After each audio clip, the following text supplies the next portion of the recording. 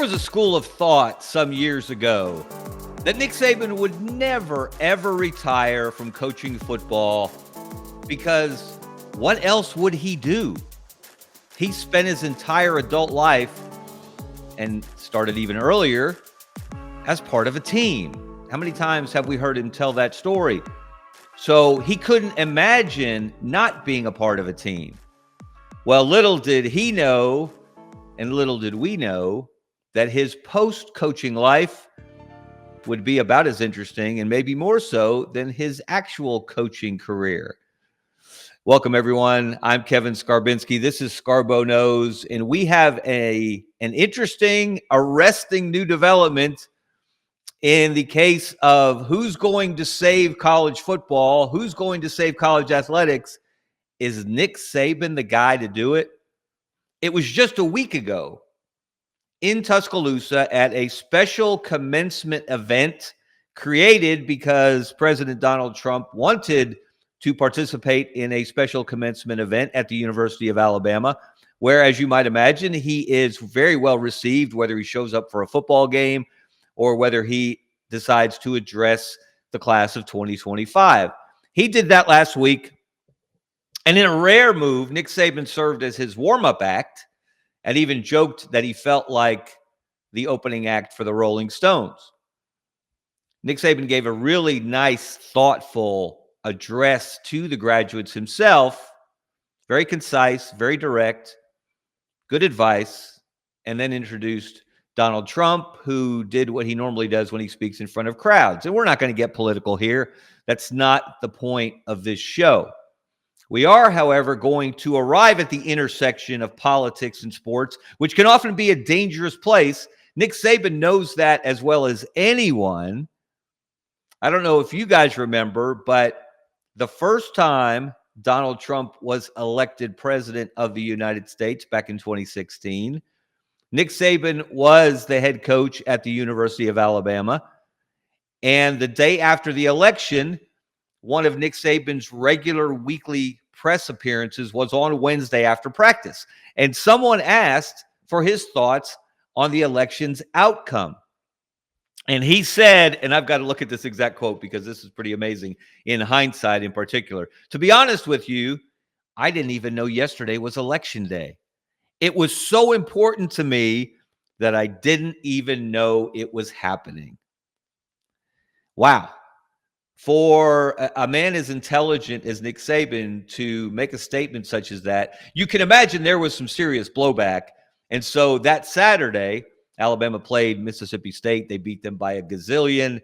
And Nick Saban felt compelled in his post-game press conference to let everybody know that he had not shirked his responsibility. He actually had voted sometime before by absentee ballot because the last thing he wanted to do was step away from a Tuesday practice to go to the polling place because that's their big work day, or was their big work day during practice. So Nick Saban has had some unfortunate encounters with politics in his time.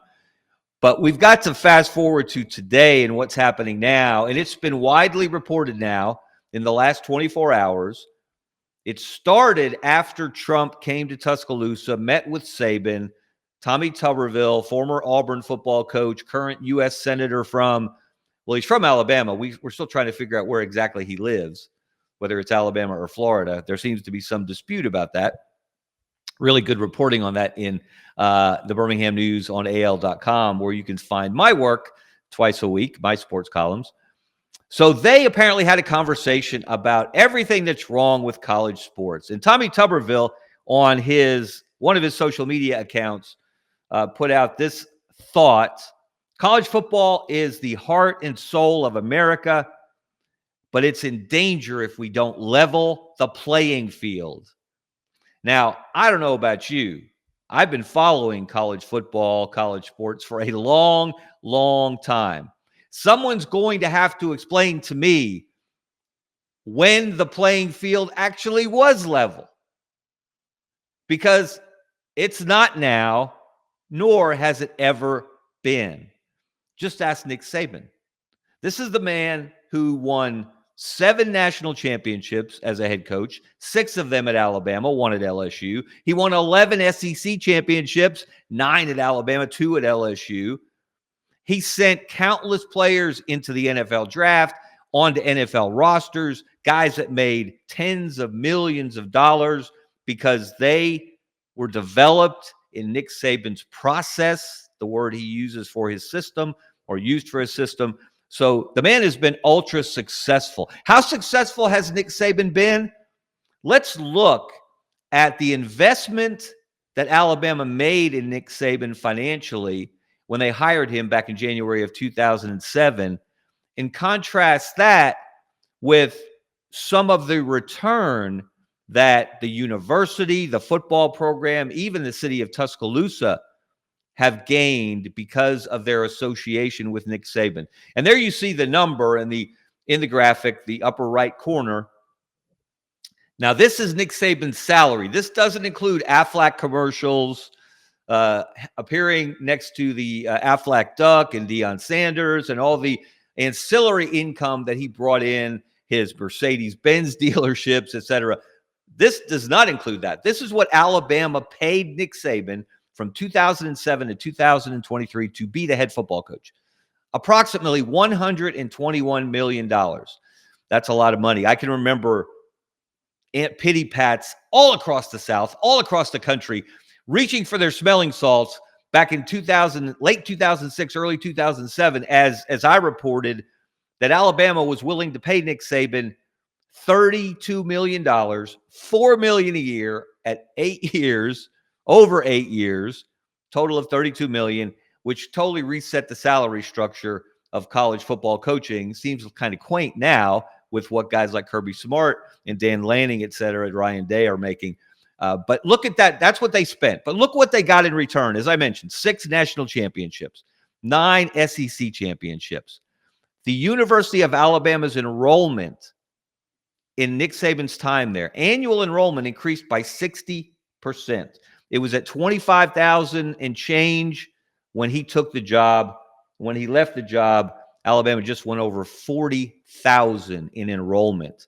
Think of how much tuition that is. Now, that's not all because of Nick Saban, obviously, nor is the increase in Tuscaloosa's population, which has gone up about 25% from the 2010 census, a few years after Saban got to Tuscaloosa, to 2023, the last estimate. They're over 111,000 in population in Tuscaloosa now. And Walt Maddox, who's the mayor there, he came up with a great phrase. He's a former UAB football player, by the way, and a huge advocate for that program. Walt Maddox called it Sabanomics. And Sabanomics has been very, very good to the city of Tuscaloosa, the University of Alabama football program, athletic department, as well as to Nick Saban.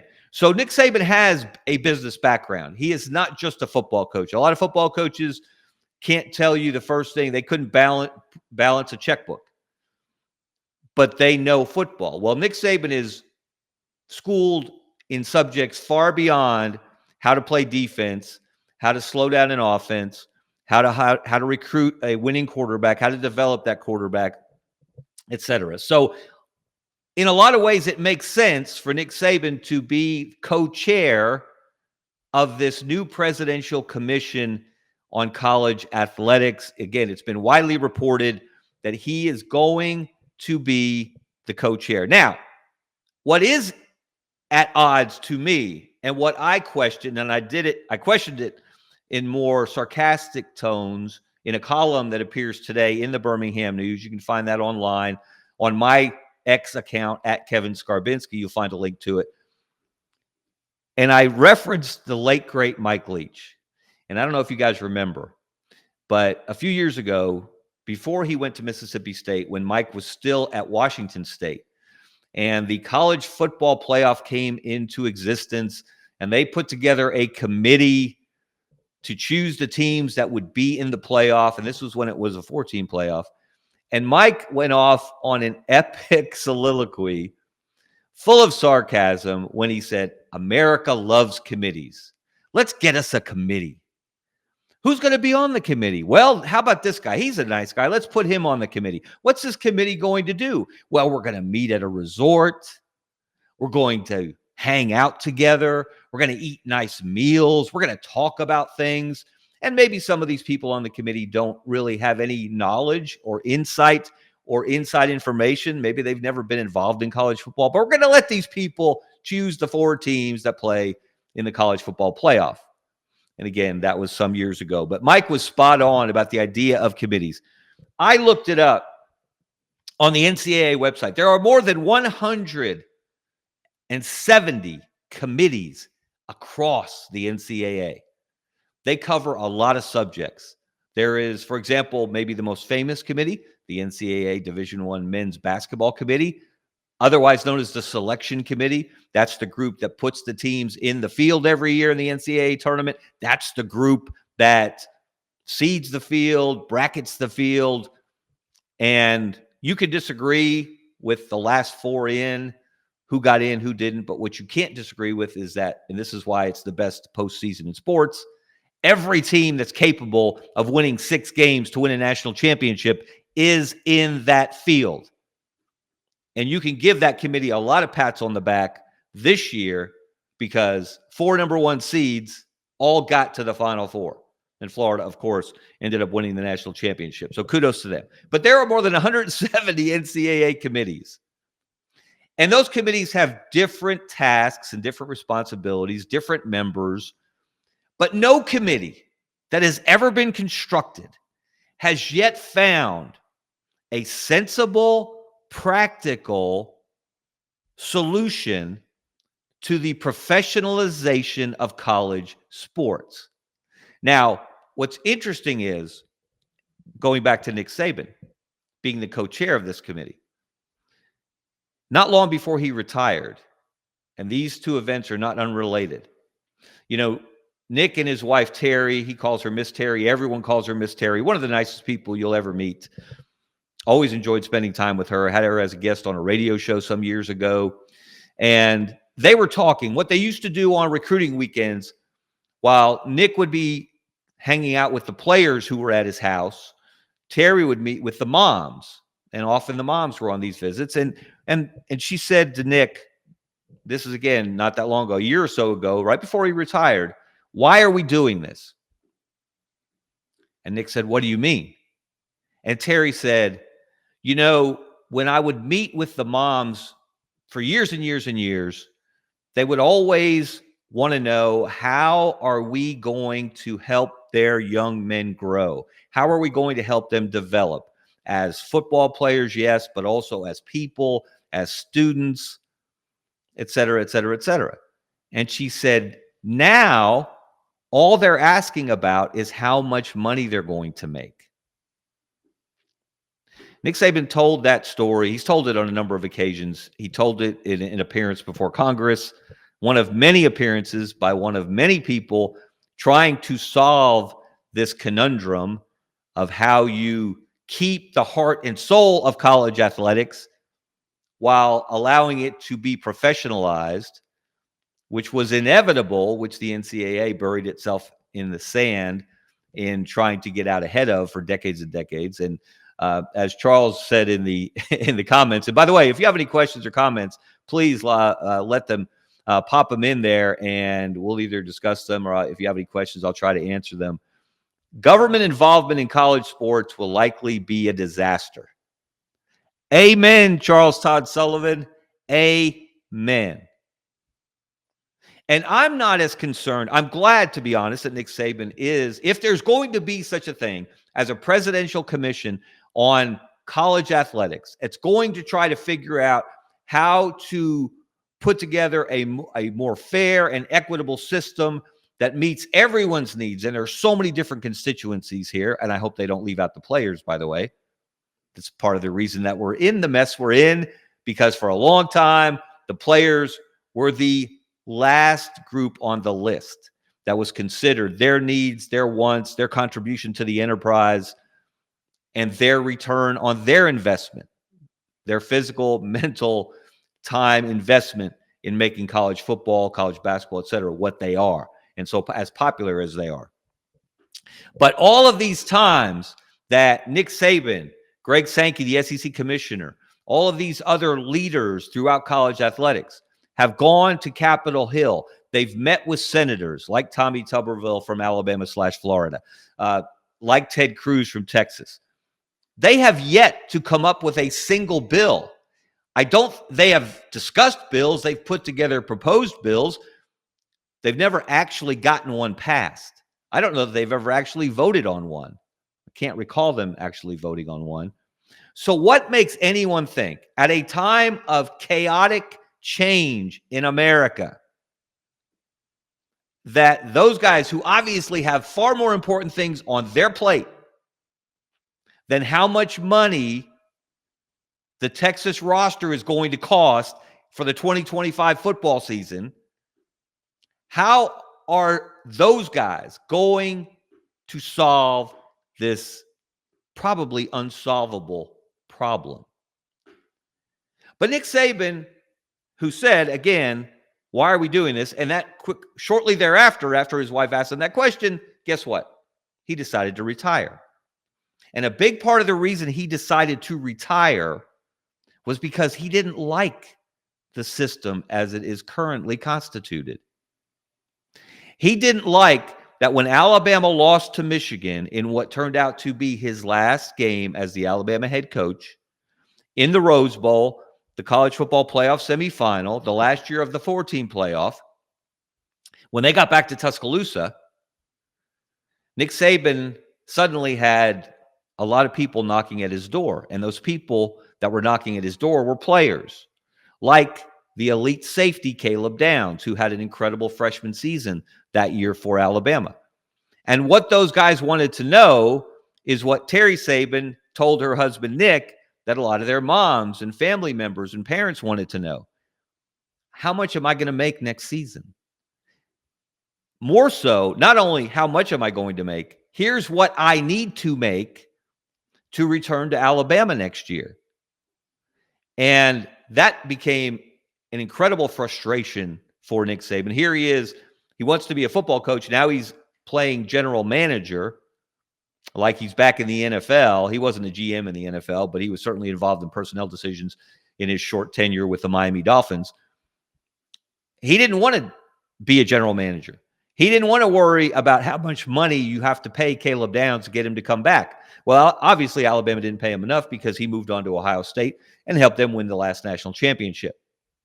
So Nick Saban didn't like the way college football is built right now.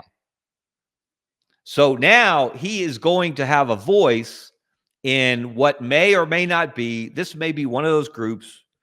Again, shout out to the late, great Mike Leach, that just meets and they have a lot of discussions and they hang out for a while and they come up with these ideas, but ultimately it goes nowhere. They solve nothing. They spend money that could have been better used elsewhere.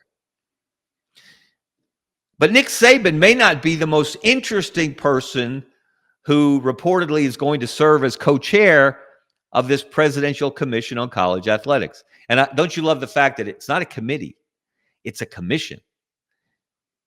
It sounds like a committee on steroids. It sounds like a dressed up, fancified committee, this commission. But here's the gentleman who's going to be the co-chair.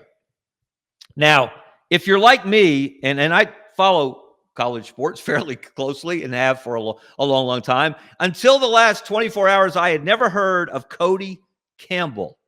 That's the man you see on the screen. He is the head of the Texas Tech Board of Regents. He is a billionaire. He founded the Texas Tech Collective, known as the Matador Club. And by the way, if you follow the transfer portal, which is, again, and certainly is an issue and needs to be reined in and needs to have better regulation and more consistent guardrails, because you don't see NFL free agency during the NFL playoffs. You don't see NBA free agency during the NBA playoffs, but you do see it in college football and college basketball while the season is still going on. Guys are changing teams. That's ludicrous. That's got to change. But Cody Campbell, you see that there is a headline of an article on that graphic. That is an article. That's the headline on an article Cody Campbell wrote for a publication called The Federalist. Now, I'm not a legal eagle. I didn't go to law school. I occasionally have played lawyer in my columns and my commentary through the years. But he wrote a number of articles since January on college athletics for The Federalist, an area that I didn't know that publication ever dabbled in. But check out the headline on this January article written by Cody Campbell. Only Congress and the president can save college sports. And the man who holds that opinion, the man who wrote that article, is going to reportedly serve as co-chair of this Presidential Commission on College Athletics, which tells me or gives me very little confidence that this commission is going to accomplish anything of value, anything of note that doesn't result in trying to rein in the amount of money that players are making without doing the same thing for what coaches are making. And Cody Campbell, and here's another problem with this idea of a commission, okay? Some of his ideas from some of these articles that I read are what college athletics needs to do, and I think a lot of people would actually agree with this, is get back to geographically intelligent conferences where USC and Rutgers are not in the same league, where Stanford and Cal are not in a conference with Duke and North Carolina. That does make a lot of sense. But he went on to say in one of these articles for The Federalist, and you can find them, you can Google them yourself, and they're quite fascinating reading. But this does not sound like a guy who has the player's best interest at heart. Now, I should add, Cody Campbell is a former college football player. He played on the offensive line for Texas Tech for 4 years. He was a 4-year letterman. He was good enough to spend a couple of years in the NFL with the Indianapolis Colts. So he does have a frame of reference where athletes are concerned. But Cody Campbell is also a competitor. You don't become a billionaire without becoming a competitor, without being a competitor. You don't make the kind of money he's made and earn the kind of positions he's earned. Again, he is the chairman of the Board of Regents at Texas Tech without being a competitor. And by the way, Texas Tech, they had made a concerted decision going into the December transfer portal. They were going to go all in on improving their team. They went 8-5 last year. They were the only team to beat the two teams that made the Big 12 championship game. But they were going to go all in. They were going to do everything they could to compete for a Big 12 championship and a spot in the 12-team playoff in 2025. So they went in with a plan to spend $5 million in the portal. They spent more than 10. And they landed what ESPN ranked as the number 2 overall transfer portal class in that December period. So Cody Campbell's a competitor. Nick Saban is a competitor. And what gets lost when you put together a commission like this is, who does Cody Campbell represent? Who does Nick Saban represent? Is it the players? Is it schools like Alabama, traditional powers that have won multiple national championships? Is it an up-and-comer, a wannabe like Texas Tech, where Mike Leach did great work back in the day? Who are they representing? Where does their heart really lie? That's what I question. And on top of all of this, could the timing be worse? Because there happens to be another train on another track nearing the station where college athletics and its future is concerned. It's called the House v. NCAA case. It is before District Judge Claudia Wilkin. The two sides representing players, former players, versus the NCAA, the Power Four conferences, and the NCAA. That case is very close to completion. They already have a settlement agreement. Judge Wilkin had a serious issue with the fact that they didn't include grandfathering in roster limits, which is one of the new wrinkles if this system is put in place, if the judge approves this agreement. So she told them last month, go back to the drawing board, show me you're going to protect the interests of walk-ons who are going to lose their spots as college football goes down to 105 roster spots, each of which can receive a scholarship. But obviously, schools have way more than 100. The bigger schools have more than 105 guys on the football team, and many of them are walk-ons. Well, under this 105 roster limit, some of those guys are going to lose their spots. Some already have. Some have transferred as a result.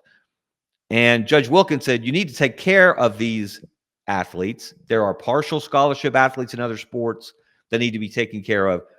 So what they did, they went back to the drawing board and they decided, again, this was reported in the last 24 hours, that they are going to make it voluntary for schools to grandfather in these athletes who would have lost their roster spots. In other words, you can have more than 105 on your football roster.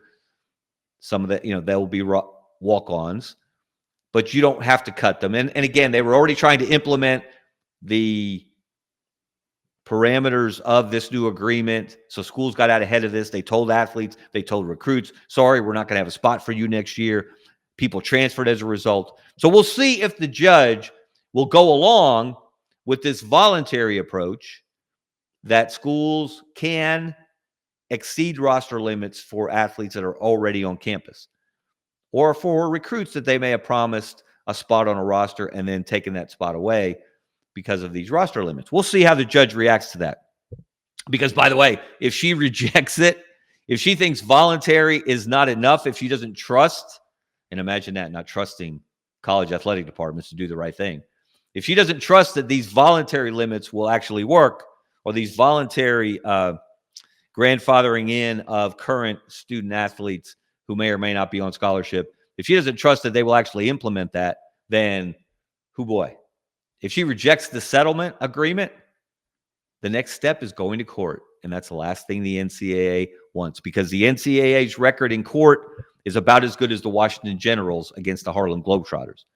So that is going on right now. And that agreement, which will usher in, if implemented, not only roster limits, it will usher in revenue sharing in which schools will pay the players directly up to $20.5 million. That's the round figure that's been used. It's a portion of revenue. It's a percentage of revenue that schools will be able to pay directly to their student athletes. So that's the for play part of this. And on top of that, you can make your NIL money. Bryce Young can do a Dr. Pepper commercial. Quinn Ewers can do a Dr. Pepper commercial. And they can make whatever the market value of that is. But now there's going to be some oversight, allegedly, that will look at every one of these deals, $600 or more. It's going to be a big oversight board to look at all these deals. If that's the bottom threshold, $600 or more, to make sure that they are actually meeting market value, that your star quarterback's not going down to your local car dealer, signing autographs for 2 hours and making, I don't know, $500,000 for that. That's not market value. Okay. So that's happening right now. The very structure of college athletics is about to change starting July 1st if that federal judge in California approves this House settlement. And she's already approved and said she agrees with the rest of the settlement. Her issue, again, is the grandfathering in of athletes under the roster limit rule that's coming on board. So why are we putting together a presidential commission on college athletics to deal with the very issues that the House settlement deals with? Revenue sharing, NIL regulation, roster limits, etc. Why do we need a committee or a commission or any other body of like-minded, well-meaning, thoughtful, educated, experienced adults to spend their time remaking the wheel? that's already under reconstruction. I don't get it. I don't like it. And I don't expect that for all of the brain power that Nick Saban and Cody Campbell and whoever else is on this commission will bring to the assignment, I will be shocked. Not shocked, not shocked in the way that Inspector Renault was in Casablanca. I'm shocked to know that gambling is going on in Rick's. Not shocked in that sarcastic sense, but actually shocked if this commission accomplishes anything. I wish them all the best. I wish you all the best. I thank you so much for hanging out with me today as we discuss what college athletics may or may not look like when football season begins, which is what we're all anticipating. We all can't wait for coming up in August. Yeah. And then when the games begin as well. So I'm Kevin Skarbinski. This is Scarbo Knows. Thank you to executive producer Brendan Martin from the SEC Sideline Sports Network for making this all possible. Thank you for listening. Check out my work in the Birmingham News on AL.com and other places. Follow me on Twitter/X at Kevin Skarbinski and get all that stuff. Hope you guys have a great day. See ya.